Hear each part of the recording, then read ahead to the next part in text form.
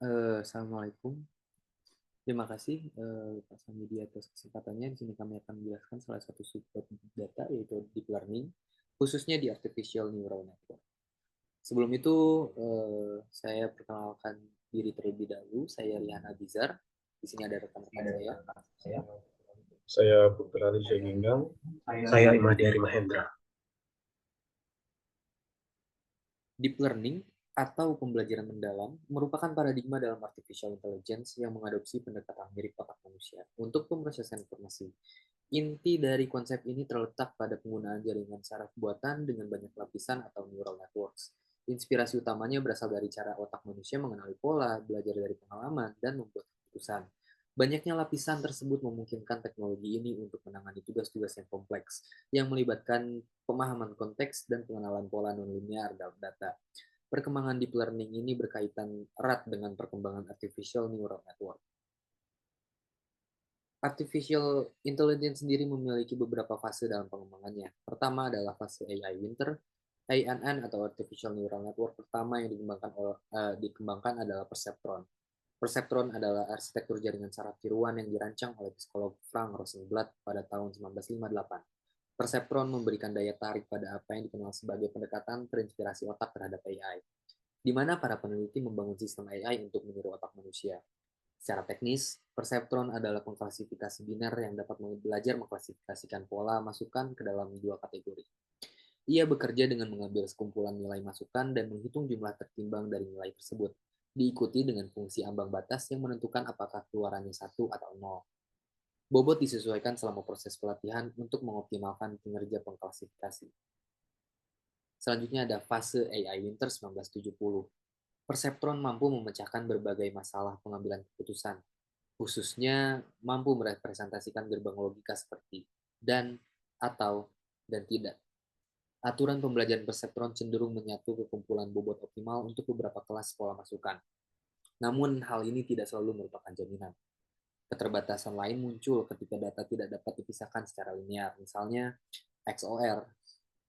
Gerbang XOR ini akan menghasilkan nilai true jika kedua inputnya berbeda dan ditetapkan menjadi false jika kedua inputnya sama.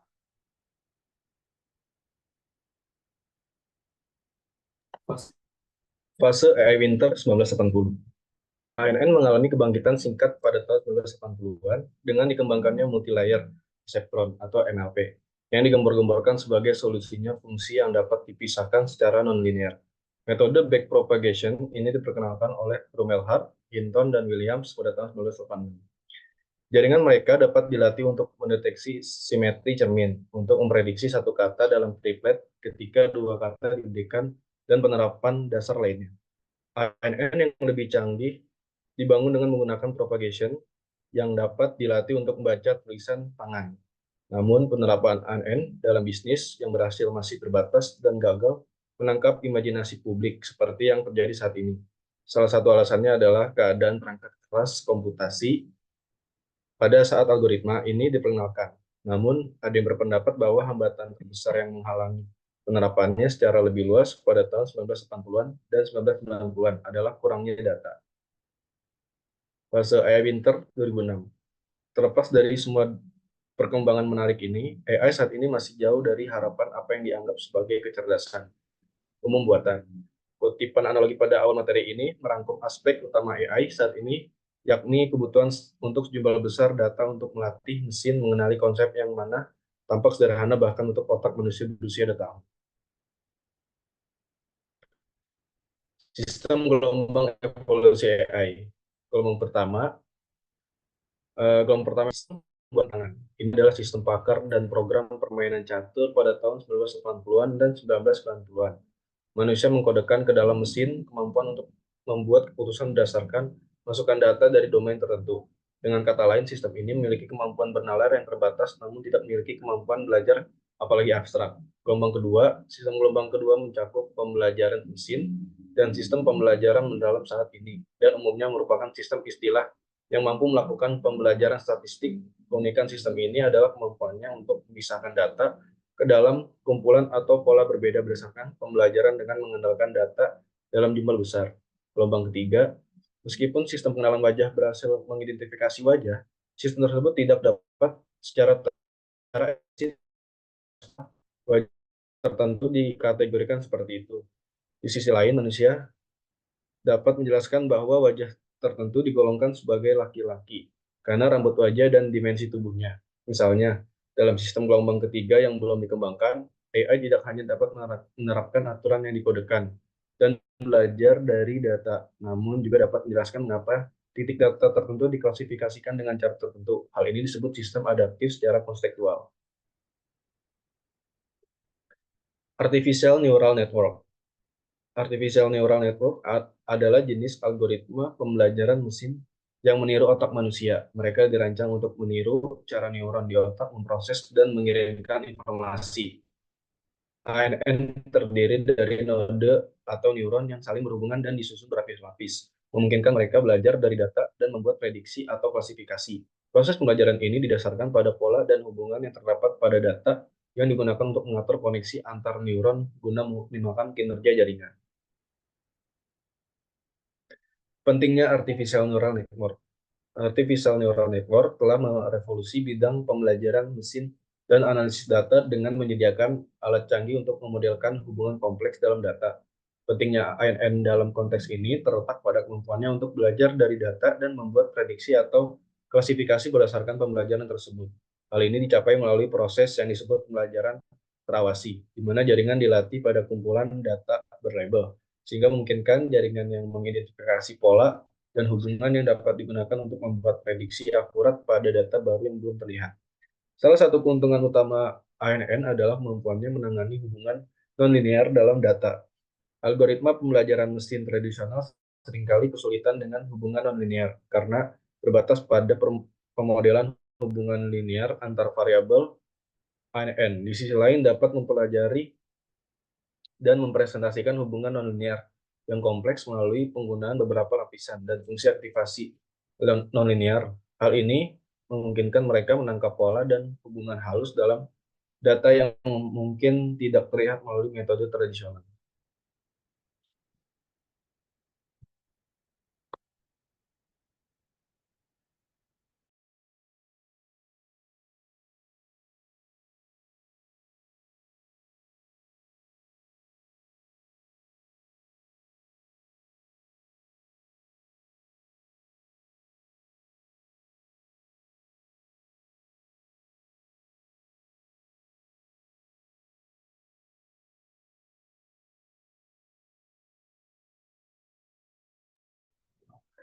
Oke, baik di sini saya akan menampilkan salah satu praktek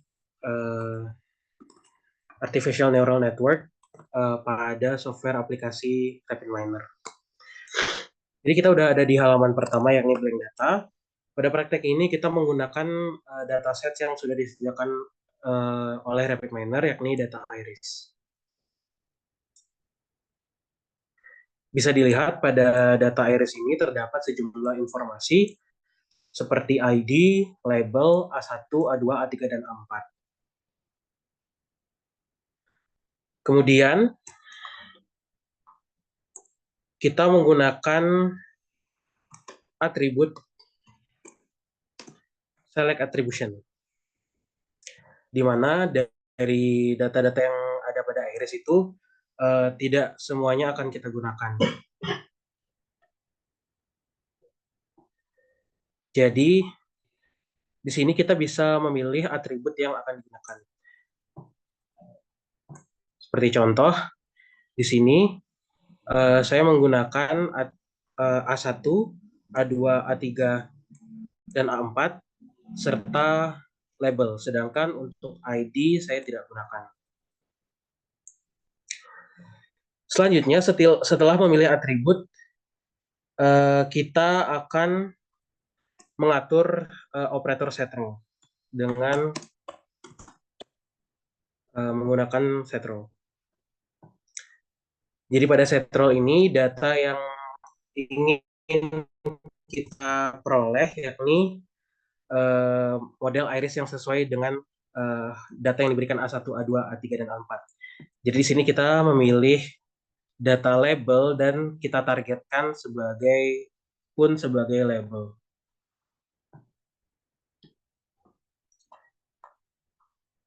Setelah itu kita menggunakan split validation untuk keperluan data training dan data testing. Nah, pada split validation ini kita menerapkan model predictive neural network.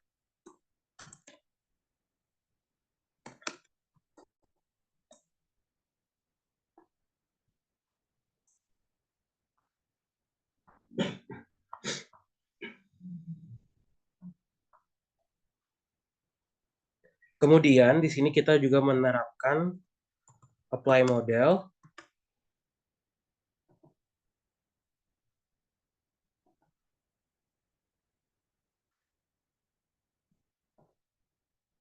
dan juga performance.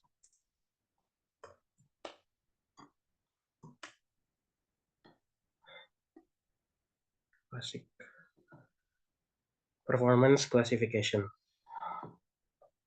Nah, itu dia tadi pada bagian training, sedangkan pada bagian testing kita akan memasukkan bagian apply model dan juga performance. Untuk mempersingkat waktu, kita bisa melakukan copy pada bagian apply model dan performance, lalu kita terapkan pada bagian testing.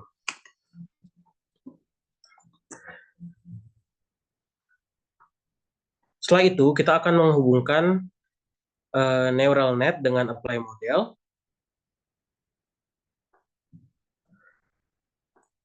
Kemudian, lab pada apply model ini kita kaitkan dengan performance. Kemudian performance kita kaitkan ke sini. Oke, sedangkan model pada apply model langsung kita kaitkan ke sini. Selanjutnya pada data testing, kita mengaitkan model ke apply model. Kemudian testing dengan testing. Dan kita hubungkan antara apply model dengan performance. Kemudian ini kita kaitkan ke sini, dan juga performance kita hubungkan ke sini. Nah, untuk memperjelas pada saat melakukan run hasil, kita bisa merename pada bagian performance ini dengan performance training.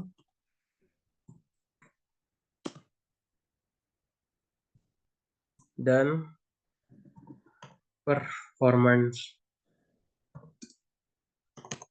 testing.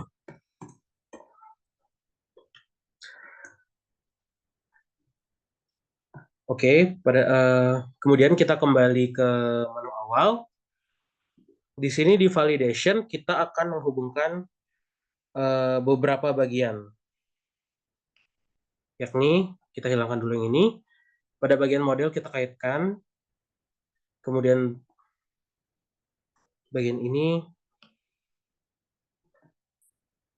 training dan juga testing. Nah, sekarang kita akan melakukan run.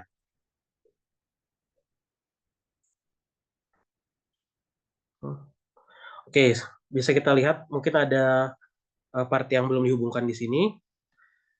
Jadi kita ulang, kita akan melakukan run. Kemudian, di sini kita bisa melihat neural net yang kita gunakan, yaitu memiliki satu hidden layer, satu input, dan satu output. Dan hasilnya, pada bagian performance training, kita bisa melihat nilai akurasi sebesar 98,10%. Hal ini menunjukkan tingkat akurasi yang cukup tinggi, di mana pada prediksi iris setosa itu keakuratannya sempurna, yakni 100% dengan 0 kesalahan. Lalu pada prediksi iris versicolor terdapat hanya satu kesalahan, dan juga pun pada prediksi iris virginica terdapat satu kesalahan. Sedangkan pada performance testing, di sini kita bisa melihat hasil nilai akurasi sebesar 100% atau akurasi yang sempurna, di mana semua prediksi yang dilakukan pada testing ini menghasilkan hasil yang benar tanpa ada kesalahan.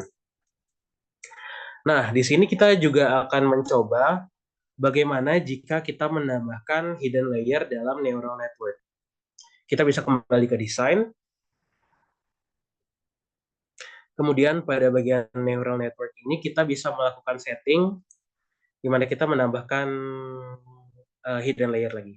Di sini saya akan mencoba menambahkan 2 hidden layer. Hidden layer 1 dengan size 10 dan hidden layer 2 dengan size yang sama yakni 10. Dan untuk learning rate-nya juga kita akan tingkatkan dari 0,01 menjadi 0,02.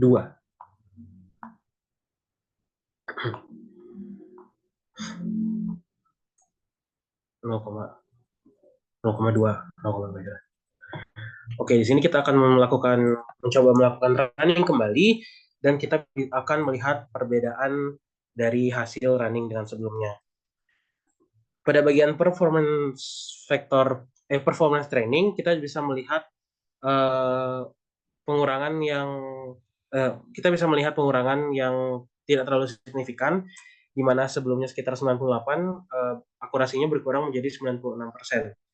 Sedangkan yang paling terlihat adalah pada bagian performance testing, di mana jika hasil improve neural net yang tidak ditambahkan dua hidden layer itu menghasilkan output akurasi sebesar 100%. Ketika kita tambahkan 2 hidden layer dan juga menambahkan rate yang tadi, maka terjadi pengurangan yang lumayan signifikan, di mana tingkat akurasi yang sebelumnya sempurna sebesar 100% dengan jumlah kesalahan 0 berubah akurasi 95,56% dengan terdapat total 2 kesalahan. Baik, sekian prakteknya. Mungkin kita akan kembali ke kesimpulan.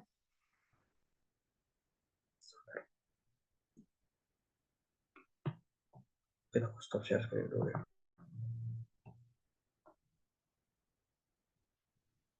Oke.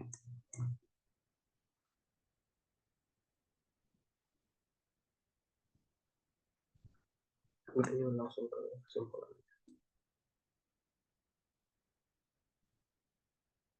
langsung ke kesimpulan. Yang terakhir, ini udah dibahas tadi. Oke. Simpelnya apa aja? Nah.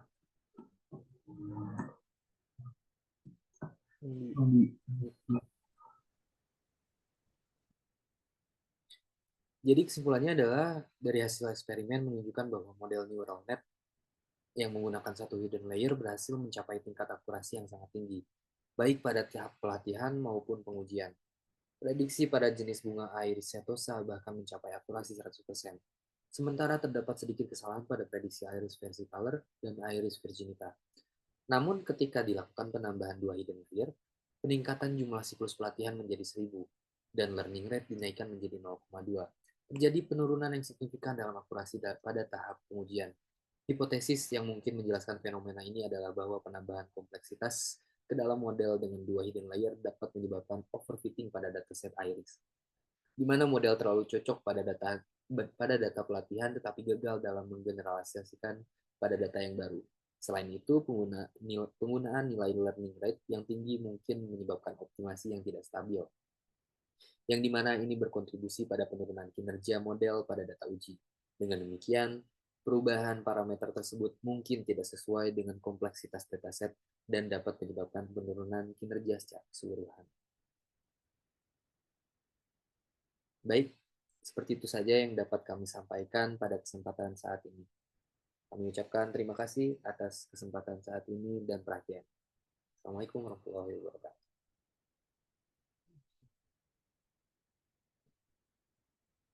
Kayaknya dikat dulu. Susah cok mencetnya.